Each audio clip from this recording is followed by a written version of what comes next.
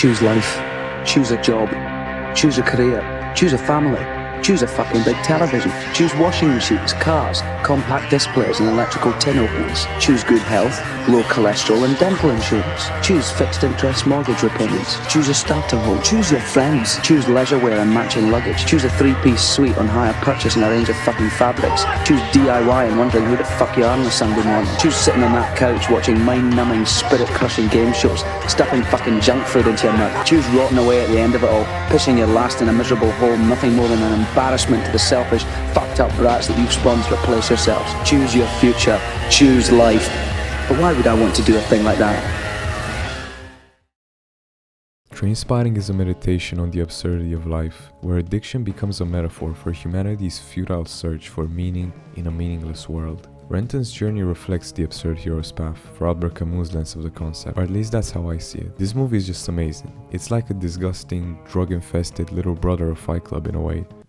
Not that it makes it any worse. In turn, I think its raw and gritty portrayal of addiction and purposelessness in life outdoes Fight Club's version, escaping the metaphysical struggle of meaning in an absurdist reality not for an underground fighting league and wishy-washy little fight contests, but for a drug full of personality called heroin. If you're not familiar with the concept of absurdism, which I point to in the title, let me put you up to speed. Absurdism is the philosophical precept that was invented by French philosopher and writer Albert Camus, which emphasizes the inescapable truth of our existence if God truly, in fact, does not exist. It's not exactly a style of living, a label you slap onto yourself, or even really a philosophy as far as I see it. The absurd is not a thing on its own, but rather our relationship with the world around us, with the job, with the career, with the fucking big television.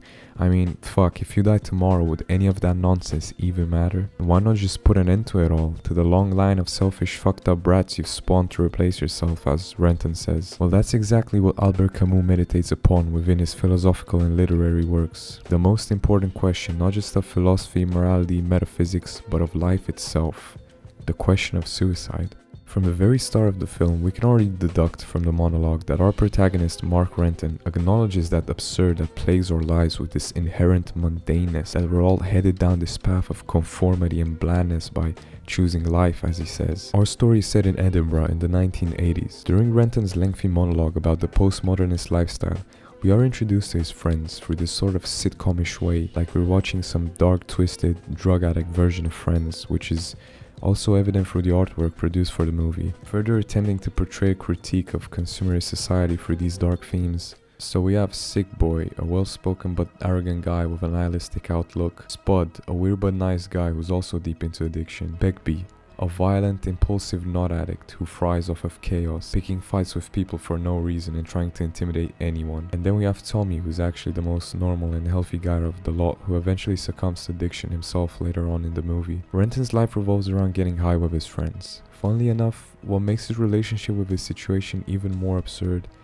is that he doesn't even like his friends. He actively dislikes them, as a matter of fact. Begbie and Sick Boy downplay him and intimidate him constantly. For example, Sick Boy gets clean off heroin just at the same time that Renton tries to do it, solely for the purpose of downplaying his struggle and to make it look easy. Through Renton's narration, we also see that Spud is just an idiot and Tommy is just too clean cut for him. Attempting to escape the mundanity of choosing life through his destructive habits, he enters into a whole nother world of monotony. Spending time with people he dislikes, stealing on the regular to fund his habit, and then at the end of it all, swearing that he will never touch drugs again. Their pursuit of pleasure through drugs represents the rejection of life's absurdity, an escape from having to face the overwhelming question of purpose. However, this escape is fleeting and ultimately leads to suffering, reinforcing the futility of seeking meaning in temporary pleasures, eventually just ending up in a different and worse world of monotony that encapsulates the absurd. His journey of addiction climaxes when he almost dies of a drug overdose that is followed by terrible nightmares and visions caused from his withdrawals. That's when Renton finally puts a stop to it and moves to London, getting a corporate job as a real estate agent. In the book The Myth of Sisyphus by Albert Camus, this is where the so-called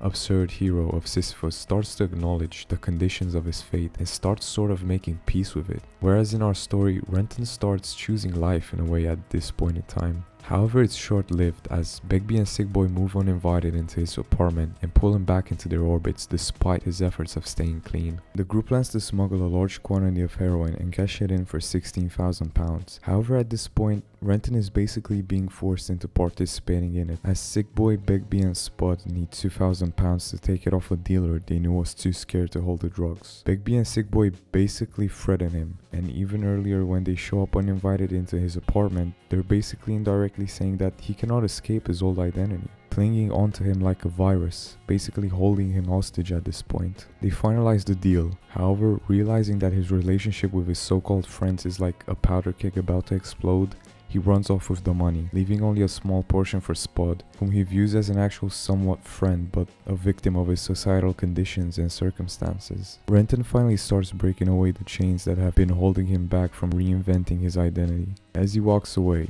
bag of cash in hand, he recycles the monologue from the beginning. Moving on, going straight and choosing life. I'm looking forward to it already. I'm gonna be just like you.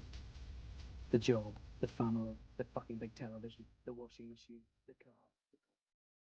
Choose life, choose a job, a family, the things he once rejected. Camus suggested that once individuals acknowledge the absurdity of life, they have three choices: suicide, faith in something greater, which he called philosophical suicide, or rebellion, by embracing life despite its meaninglessness. This metaphysical rebellion of the last act signifies the overarching theme and the message of the movie, and of absurdism. Acknowledging the meaninglessness of life and rebelling in spite of it, Camus posits that the will to live, the act of living, in and of itself, in spite of being aware of these circumstances, is a form of rebellion. Rather than succumbing to addiction or nihilism, Renton chooses to create his own meaning by embracing the conventional life he once mocked. This isn't because he believes in the inherent value of that life, but because it's a conscious choice in the face of absurdity. I mean, I get it. It sounds kind of stupid and obvious, but it is so rare that we actually stop and think about this stuff. Our minds are constantly wired and hyper-focused and distracted by our phones, school, work, job, family problems, the big fucking television. Does it all mean anything at the end of the day? No. It's like screaming into the abyss. There is no gotta make it till Friday. The alcohol in the movie you get to consume on the weekend and all the fucking days in between that will all be as meaningless as the next. The only conscious decisions we can make are suicide, drugs to distract you from the fact of the matter, or embracing and pursuing actively a metaphysical rebellion of sorts. Acknowledging the struggle you face from Monday to Friday and enjoying your time on this earth as much as you can, because you don't get a second shot at this. This rebellion is learning to dance in the rain, in spite of the specific struggle that we face both physically and mentally. Metaphysical rebellion is setting yourself free from the labels, the standards and expectations that society, your family and this universe puts on you. It is terrifying but liberating at the same time. This rebellion takes the form of choosing to live fully, to experience life with all its joys and suffering, without seeking a final resolution. Camus uses the myth of Sisyphus to illustrate this rebellion. Sisyphus, condemned to endlessly push a boulder up a hill, only for it to roll down again, embodies the human condition,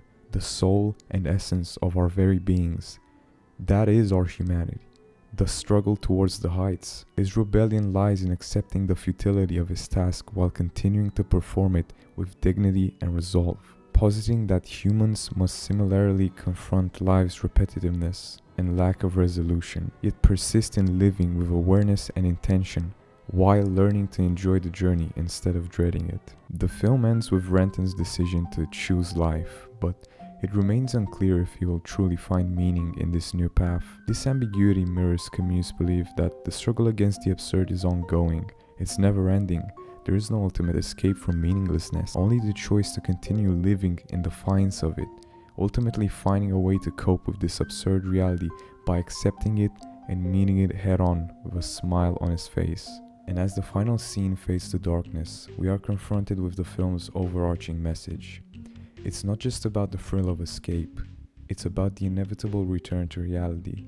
Yet in a world dominated by chaos and existential despair, one must ask, can we transcend our struggles and find meaning, or are we forever trapped in the cycle of addiction?